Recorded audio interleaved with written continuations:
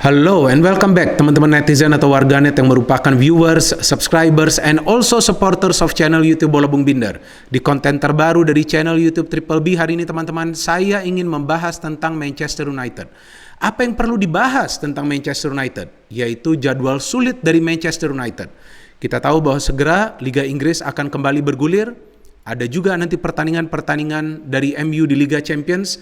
Dan juga yang kita ikutin beritanya bahwa ada beberapa pemain inti dari Manchester United yang tidak akan bisa tampil dalam beberapa pertandingan besar tersebut. MU akan berhadapan dengan Leicester City, akan berhadapan dengan Tottenham Hotspur, dan juga akan berhadapan dengan Manchester City di Liga Inggris. Di Liga Champions akan berhadapan dengan Atalanta dalam pertandingan home dan away mereka. Tentu kita tahu bahwa tanpa full team, Ole akan sulit juga untuk bisa menerapkan taktik yang sesuai agar timnya itu tidak mengalami kesulitan dalam urusan mendapatkan hasil yang positif. Hasil yang positif itu seperti apa sih sebetulnya bagi MU? Ya tentu adalah kemenangan. Karena menurut saya tidak ada alasan lagi bagi Ole Gunnar Solskjaer musim ini untuk gagal mempersembahkan sebuah gelar juara bagi MU. Apakah itu di Piala FA, kalau bisa di Liga Champions, atau at least di Liga Premier Inggris. Bisa saja MU menjadi juara di Piala Liga, tapi mereka telah tersingkir.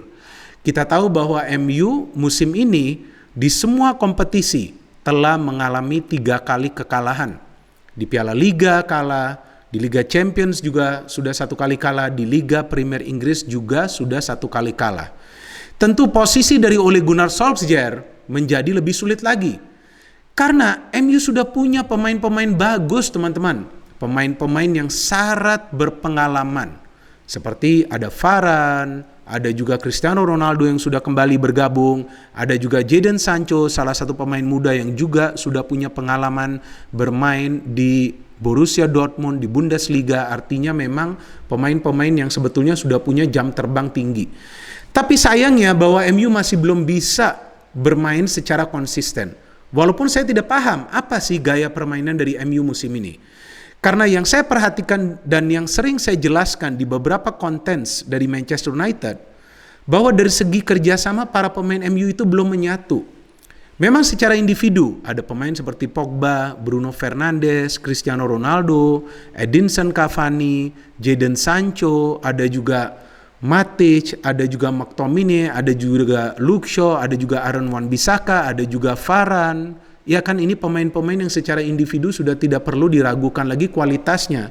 Tapi ternyata secara kerjasama mereka masih belum bisa menyatu. Banyak yang menyalahkan Ole Gunnar Solskjaer bahwa taktiknya tidak berjalan. Kalau menurut saya justru Ole belum bisa menentukan taktik yang ingin dia terapkan. Karena konsistensi permainan dari MU itu belum terbentuk. Nah, jika konsistensi permainan dari klub tersebut belum terbentuk, artinya pelatih juga masih menggonta-ganti atau meracik taktik-taktik yang berbeda dalam setiap pertandingan. Dan itu memang bisa kita lihat di beberapa pertandingan Manchester United. Contoh di pertandingan lawan Young Boys, MU tidak bermain terbuka. Ya kan, justru setelah mereka unggul 1-0 mereka mengandalkan counter. Padahal mereka sudah unggul 1-0. Dan ditambah juga dengan masalah MU harus bermain dengan 10 pemain karena Wan-Bissaka mendapatkan kartu merah. Kemudian di pertandingan lawan West Ham di Piala Liga kan, MU tersingkir. Kita juga tidak melihat MU bermain total terbuka. Padahal kita tahu mereka bermain di kandang sendiri.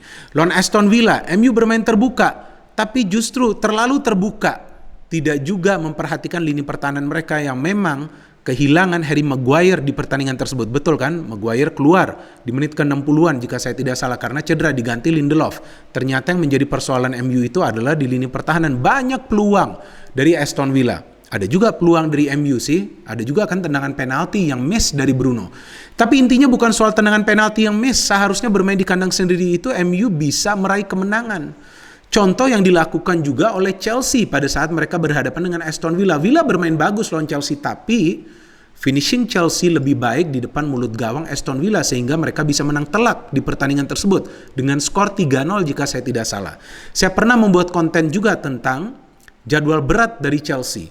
Tapi untuk MU, saya pikir jadwalnya bukan saja berat, tapi justru sulit. Sulit karena mereka akan kehilangan pemain-pemain inti tersebut, terutama dua pemain inti di lini pertahanan, yaitu Varane dan juga Maguire. Dengan dua pemain tersebut saja, MU sering kebobolan. Yang saya perhatikan ya, atau yang saya riset, bahwa MU itu baru satu kali lo clean sheet, teman-teman. Baru satu kali lo MU itu clean sheet di semua kompetisi musim ini, yaitu lawan Wolverhampton Wanderers saat mereka menang dengan skor 0-1 away. Itu pun di sebuah pertandingan di mana mereka mendapatkan pressure demi pressure. Sayang saja para pemain Wolves tidak bisa mengkonversikan peluang-peluang yang mereka peroleh. Artinya masalah MU itu di mana? Ada dua masalah. Yang pertama tentu kerjasama di antara para pemain. Yang kedua adalah lini pertahanan yang tidak solid. Kenapa lini pertahanan itu tidak solid? Karena tidak ada kerjasama di antara para pemain from sector to sector. Artinya dari sektor tengah kita tahu bahwa Ole sering menempatkan dua gelandang bertahan. Kenapa dua gelandang bertahan ini tidak bisa memfilter serangan dari para pemain tim lawan? Padahal kita tahu bahwa dua fullback dari MU itu sering membantu serangan. Nah, artinya kan menjadi sebuah masalah tersendiri bagi MU pada saat menghadapi counter atau fast break dari para pemain tim lawan. Apalagi yang sering dipasang itu adalah Fred. Saya pernah mempertanyakan di salah satu konten dari MU, apakah Fred ini punya orang dalam? Karena permainannya tidak konsisten, walaupun kadang-kadang dia masih bisa memberikan kontribusi. Tapi yang dibutuhkan itu kan adalah konsistensi permainan dan juga keputusan-keputusan dari Ole untuk menurunkan siapa dari menit-menit awal.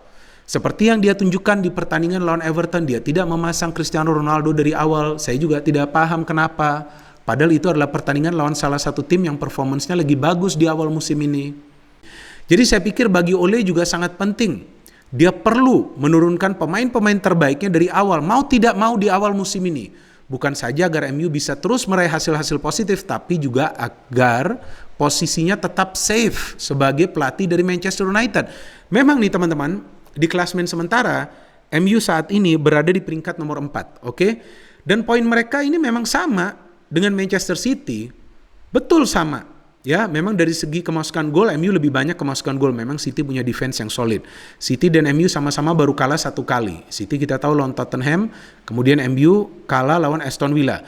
Tapi City sudah lawan klub-klub kuat lainnya. Benar kan? Seperti Chelsea, seperti Liverpool, ya, Arsenal, walaupun Arsenal bukan klub kuat lah ya, klub besar lah, saya katakan klub besar. Tottenham Hotspur mereka kalah, dan kemudian kita lihat di Liga Champions juga mereka sudah lawan Paris Saint-Germain, oke lah kalah, tapi secara permainan kan mereka justru bermain bagus. Sayang saja tidak punya striker yang bisa melakukan finishing. Tapi MU belum lawan klub-klub yang kuat, teman-teman. Itu yang akan menjadi masalah bagi Ole Gunnar Solskjaer. Ya, kita lihat jadwal selanjutnya lawan Leicester City. Musim lalu, MU itu tidak bisa menang lawan Leicester City, bahkan tersingkir di Piala FA kalah dari Leicester City. Dan kali ini Maguire juga tidak akan bermain. Kita tahu Maguire sebelumnya bermain di Leicester City. Menarik juga nih kalau kita perhatikan ya catatan penampilan dari Maguire di Manchester United. Dia hanya miss ya, atau dia hanya tidak bermain dalam 5 pertandingan EPL Manchester United dari 78 pertandingan EPL Manchester United mulai dari musim 2019-2020. Jadi memang dia merupakan figur yang sentral, yang tampaknya tidak tergantikan walaupun dia tidak perfect permainannya, karena memang juga kita lihat beberapa kali dia sering kecolongan dengan speed oleh para pemain tim lawan, tapi kehadirannya itu juga sangat penting di lini pertahanan karena Maguire juga adalah pemain yang selalu unggul dalam duel bola-bola atas atau duel-duel di udara, dan juga memang ya sedikit banyak adalah skill leadership dari Harry Maguire, maka itu dia tetap ya dijadikan kapten dari Manchester United kecuali memang dia cedera. And then lawan Atalanta kita tahu adalah tim yang untuk sementara berada di puncak klasemen sementara grup F Liga Champions. Ya, tim ini juga belum terkalahkan. Lawan Liverpool, lawan Tottenham Hotspur away, lawan Atalanta kembali, dan kemudian lawan Manchester City. Ini akan menjadi mimpi buruk tentunya bagi Ole Gunnar Solskjaer jika dia tidak mampu untuk meracik taktik yang tepat. Artinya taktik tepat itu adalah menetapkan taktik yang terus-menerus yang sama agar memudahkan para pemain juga untuk membangun kerjasama. Dan juga sayang ya bagi Ole bahwa dia juga tidak bisa memanfaatkan pemain-pemain yang punya bakat luar biasa seperti Donny van de Beek dan juga Lingard. Seringkali kedua pemain ini tidak diberikan kesempatan untuk tampil. Walaupun Ole lebih memilih Lingard, tapi saya pikir tidak ada salahnya juga Donny van de Beek diberikan kesempatan main. Sebagai pemain pengganti pun saya pikir tidak ada masalah. Jadi yang akan menjadi persoalan itu bagi MU jika Ole Gunnar Solskjaer itu oleng. Oleng artinya jika dia tidak tepat dalam urusan memilih pemain, jika dia tidak berani menerapkan strategi menyerang, apalagi jika bermain di kandang sendiri untuk meraih kemenangan. Dan juga kita tahu bahwa MU adalah tim yang punya rekor fantastis saat bermain away. Nah, bisa juga itu merupakan salah satu target dari Ole di pertandingan selanjutnya MU, yaitu lawan Leicester, agar timnya bisa meraih kemenangan lagi. The good news is bahwa kemungkinan besar Marcus Rashford sudah bisa kembali bermain lawan Leicester, dan ada kemungkinan bahwa Phil Jones akan tampil lawan Leicester. Ada kemungkinan, bukan pasti. Jadi kita tunggu saja jadwal sulit dari Manchester United. Kalau versi dari Triple B yaitu MU akan sulit untuk mendapatkan kemenangan demi kemenangan di jadwal sulit ini. Kemungkinan MU justru akan mengalami kekalahan itu di pertandingan lawan Atlanta, tapi itu hanya merupakan sebuah perkiraan dari saya. Mungkin juga saya salah, walaupun seperti yang saya selalu tegaskan, saya memang tidak selalu benar, ya, tetapi saya sering benar. No hate, only football. Salam sepak bola.